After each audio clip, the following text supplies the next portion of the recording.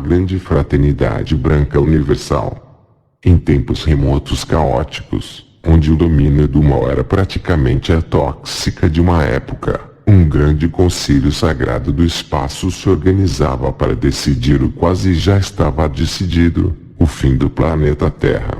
Parecia não haver esperança alguma para a humanidade, que se esquecera de evoluir nos campos do amor, da paz, da alegria, da felicidade, do conhecimento e das verdadeiras necessidades de desenvolvimento mental, espiritual e emocional. A lei cósmica é clara.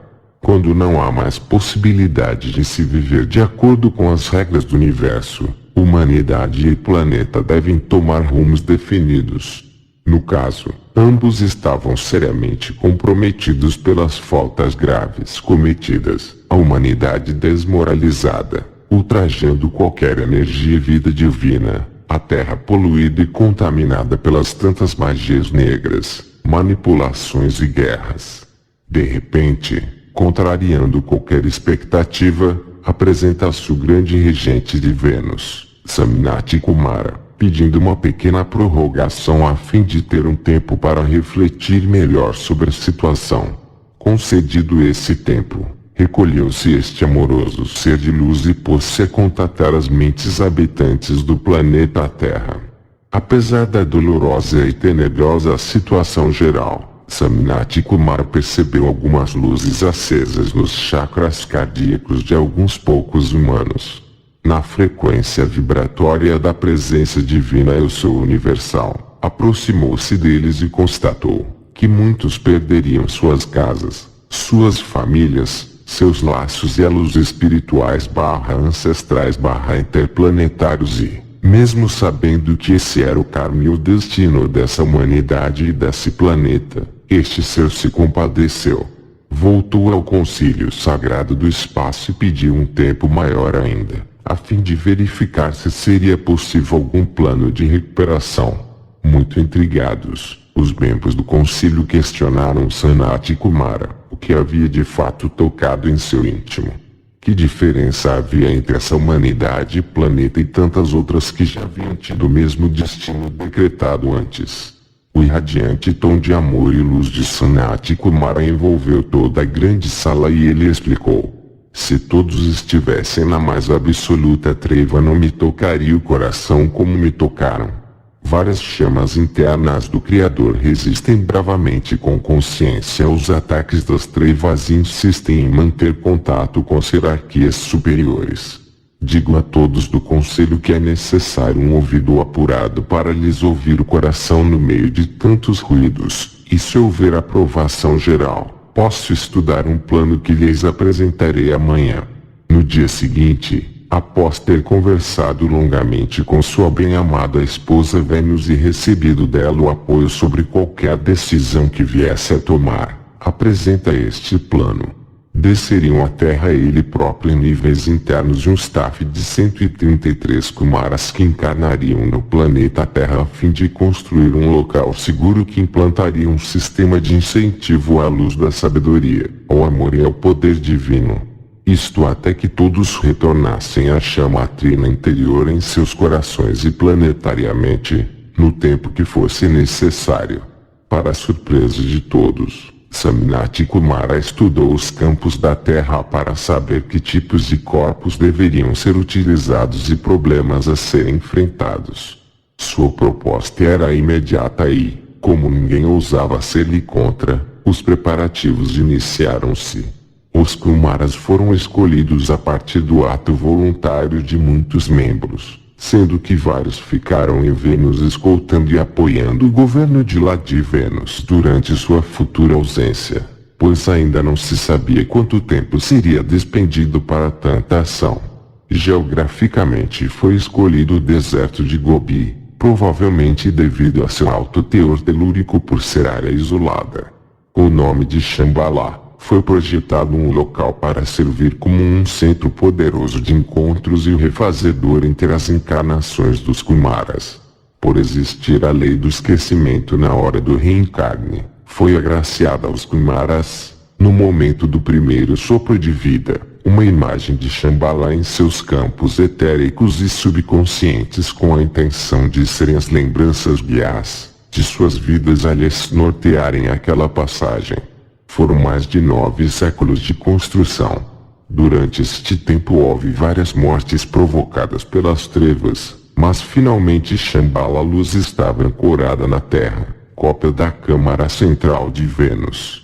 E assim foi estabelecida a primeira leva de seres que amorosamente começaram a se dedicar à evolução e correção da humanidade e que se chamou a Grande Fraternidade Branca Universal dos Planetas. Ao longo das eras, vários seres que saíram da roda do karma e quiseram aqui permanecer, ingressaram nessa fraternidade, cooperando. Além de humanos ascensionados e discípulos, participam os arcanjos, Elohims, o Conselho Kármico, seres cósmicos de galáxias distantes, os arcanjos e arqueias dos 12 raios e suas imensas legiões angélicas prontificaram-se imediatamente a servir a um chamado divino, uma vez que o próprio arcanjo Miguel havia-os convocado para restaurar o plano de reintegração da purificação da Santíssima Trindade em todo o coração humano. Ao longo das eras, esta se apresentou sob diversas formas.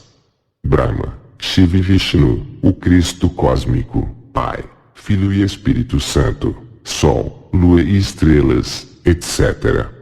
E assim surgiu no planeta uma cidade da luz, surgiu Shambhala, para ser a fonte de luz e a cidade onde a vontade de Deus é conhecida.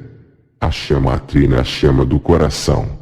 Vocês sabiam que o maior acelerador atômico do universo é realmente a imortal chama trina de seus corações?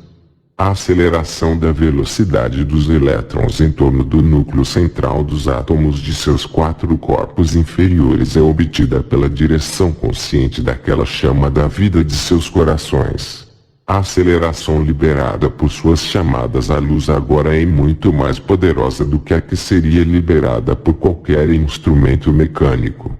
Instrumento esse, entretanto, que deverá surgir mais tarde para o uso das massas, quando seu padrão for liberado pelo coração da liberdade. Quando adentramos o campo de força vivo e vibrante que foi atraído e estabelecido aqui através dos anos pela liberação das energias vitais de vocês, o que acontece? Poderosos seres divinos, anjos, deuses e mestres ascensionados que focalizaram neste recinto seus raios luminosos e energia, se manifestaram. Tudo isto se torna uma parte do serviço à vida do grupo em ação, e se soma ao tamanho e fulgor de seu campo de força. A radiação da pura substância de luz desses grandes seres, ao penetrar no santuário, acelera a atividade dos elétrons de sua carne e corpos internos, apenas pela atenção deles dirigida a vocês. À medida que aumenta a velocidade da vibração desses elétrons, a substância escura e sombria criada pelos pensamentos, sentimentos, palavras e atos de discórdia do passado é lançada para fora. Essas sombras são então transmutadas em luz pela poderosa ação da cósmica chama violeta transmutadora que preenche o recinto. Vocês, que desejam tão ansiosamente sentar-se no acelerador atômico sobre o qual Saint-Germain lhes falou, lembre-se de que o mesmo será dado aos homens que ainda não aprenderam a mestria de expandir a chama dentro dos próprios corações. Contudo, todas as vezes que vocês se reúnem, todas as vezes que entram no compasso deste acelerador atômico da libertação, tanta acumulação de discórdia, inveja, ódio, ganância retirada dos seus corpos inferiores pela chama violeta.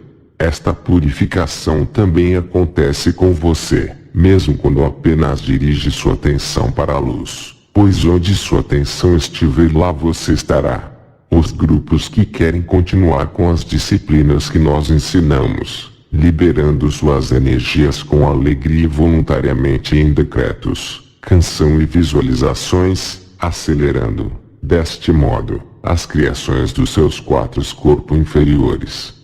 No mundo ortodoxo, vocês ouviram diversas vezes falar nos vivos e nos mortos. Isto simplesmente refere-se à diferença na taxa vibratória dos 4 corpos inferiores da humanidade: físico, etérico, mental e emocional. A principal diferença entre seus corpos não ascensionados e a perfeição dos nossos é meramente a diferença na gama de vibração dos elétrons girando em torno do núcleo central do átomo. Como vocês veem, nossos elétrons se movem numa velocidade vibratória extremamente elevada, devido à completa purificação das energias dos nossos veículos de expressão. Vocês estão gradualmente conseguindo esta maior velocidade vibratória em seus 4 veículos inferiores. E pela purificação que realizam através de sua aplicação individual no uso da chama violeta transmutadora e outras atividades do fogo sagrado, bem como por sua participação no trabalho pela coletividade e em grupo como trabalhadores da luz. Então avantes, a caminhada é dura, mas no fim a luz prevalecerá e a nova era abrirá suas portas a todos vocês. Sanat e Kumara, vocês são amados por todos os quadrantes do universo. Que a humanidade possa viver na luz, com a luz e para a luz. Que assim